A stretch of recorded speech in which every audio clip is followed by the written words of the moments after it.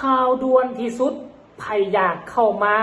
ร่วมงานกับน้องอาอายต้องรีบมาสมัครนำบอดนุให้ไวที่สุดแล้วพวกเจ้าจะมีโอกาสได้มาร่วมงานกับอีลาน้อยอาอายเป็นแท้แน่นอนกราบทักทายสบายดี FC ทุกท่าน FC ทุกคนเนาะมาพบมาพ่อกันอีกแล้วเรื่องราวข้อมูลข่าวสารเกี่ยวกับบอดนุบอดนกและก็น้องอาอายเกี่ยวกับอนาคตของวงสองของเสียงดีฮกนั่นเองทักทายสบายดีน้ำกันช่วงสายๆทุกคนกินข้าวกินน้ำกันแล้วหรือยังเนาะอากาศค่อนข้างว่าดีมื้อวานนี้ก็มีหลายวงหลายเวทีบ่สามารถทำการแสดงได้ออกมาประกาศตอนนี้ทั้งลมทั้งฝนขอให้ทุกคนปลอดภัยเนอะบางคนก็ออกมาประกาศลักษณะแบบนี้ท่านผู้ชมเนาะเป็นห่วงเป็นใยจากไอ้บ่าวลาวฝากมาถึงฝั่งไทยโดยเฉพาะวงหมอลอกหมอลำไปแสดงอยู่ม่องใดนับตั้งแต่มื้อนี้เป็นต้นไปก็อย่าให้เจอฝนอย่าให้เจอพายุเด้ออยากให้ทุกคนได้เงินค่าจ้างถ้ามื้อใดมีพายุเข้าบ่ได้แสดงเพิ่นก็บ่จ่ายเงินเพิ่นก็บ่จ้างได้ทางงานยกเลิกท่านผู้ชมเนาะเพราะว่าวงหมอลำแต่ละคนละแม่นพากันกินเงินมื้อบ่ได้กินเงินเดือนเพราะฉะนั้นก็ขอให้พวกเจ้าอยู่รอดปลอดภัยขอให้มีงานเพิ่มขึ้นทุกมื้อทุกวันเนาะมาพบมาพ้อกันในมื้อนี้ในคลิปนี้ก็เป็นเรื่องเป็นราวเกี่ยวกับเรื่องการจัดตั้งและการสร้างวงใหม่ปัจจุบันนี้นะถ้าผู้ใดเฮ็ดวงหมอลำอยู่ในประเทศไทยถ้ามีแต่วงเดียววงนั่นก็คือว่าอ่อนด้อยหลายวงนั่นบ่มีชื่อบ่มีเสียงวงนั่นบ่มีหน้าบ่มีตาถ้ากรณีมาเป็นวงโด่งวงดังวงที่ได้มาตรฐานเนาะคิวงาน200กว่างานส่วนใหญ่แล้วเพิ่นจะต้องเฮ็ดอย่างน้อยๆ2วง1รถแห่มันจึงจะเอิ้นว่าเป็นวงที่มีชื่อเสียงและวงได้มาตรฐานตามสังคมที่เพิ่นต้องการเป็นอย่างจึงว่านั้นวงหมอลำทุกมือนี่ขั้น250งานขึ้นไปนั่นหมายความว่าคือมันอยากเต็มพิกัดแล้วหั่นน่ะคือเต็มพิกัดแล้วบ่สามารถรับต่อไปอีกแล้วเพราะว่าอย่างมันเจอช่วงฤดูฝนรับต่อไปโอกาสที่งานจะยกเลิกมันก็มีหลายเพราะฉะนั้นทางเลือกทางออกของวงหมอลำทุกวงอยู่ในประเทศไทยเนาะ250กว่างานขึ้นไปแล้วแม่นตัดสินใจจัดตั้งวงสองเปิดอีกวงหนึ่งเป็นวงสองและทั้งวงเสียงดีฮกบอดนกพงศกรก็มองเห็นจุดนี้แหละจึงตัดสินใจดีกว่าว่าเจ้าภาพมาจ้างเฮาแล้วเวลาพวกเฮาบ่มีให้เขาก็เลยก็โยนไปให้วงนั้นโยนไปให้วงนี้มันเสียเงินเสียคำล่าเฮาก็เอาเองซะเป็นหยังก็เลยจัดตั้งวงสองขึ้นมาเพื่อว่าจะหับงานจากที่เหลือจากวงหนึ่งนี่เอามาใส่วงสองให้หมดก็เลยว่าหับให้มันเพียงพอความต้องการไทยก็มีความต้องการหมดบ่จำเป็นต้องไปโยนให้ผู้อื่นเฮาเอาซะดีกว่าซั่นตัวเฮาเงินเอามาบริหารเองเป็นแนวคิดที่ดีเลิศหลายผู้บริหารอายุเพียง30ต้นเฮ็ดได้มี2วง1รถแห่ท่านผู้ชมเอ้ยแล้วกับอีหยังก็บ่แม่นว่า1ค่ายเพลงแล้วบ่นั่นหมายความว่าถึงจุดสูงสุดถึงขีดสูงสุดของวงการหมอลำแล้วมาเมื่อนี้บอสนุออกมาประกาศโป้งเพิ่นประกาศว่าเดี๋ยวจะไปอ่านสู่ฟังเตรียมตัวนะครับหมอลำอลังการโชว์เปิดออดิชั่นศิลปินชายหญิง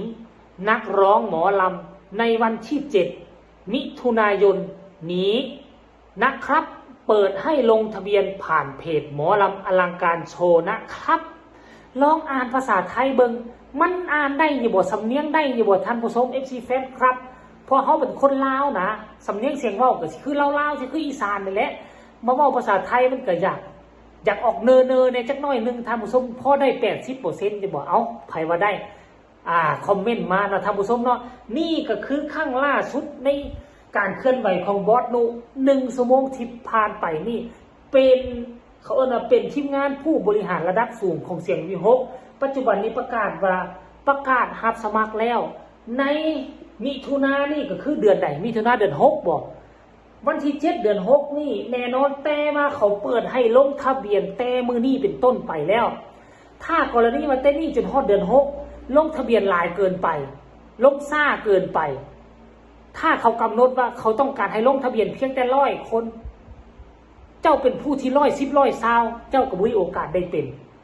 เพราะฉะนั้นแล้วตั้งแต่วินาทีที่เขาประกาศให้เจ้าลงมือหีบส่งใบสมัครไปในเพจเลย เขาจะได้คัดกรองไว้ว่าเจ้ามีดีอย่างนี้อย่างแล้วเขาจะมาร์กไว้เลยไผเป็นผู้หนึ่งผู้สองผู้สามอิงตามความสนใจแน่ถ้าไผบ่เก่งแต่สนใจมักเขาก็อาจจะเลือกก็เป็นไปได้เนาะท่านผู้ชมแล้วบัดนี้หลังจากที่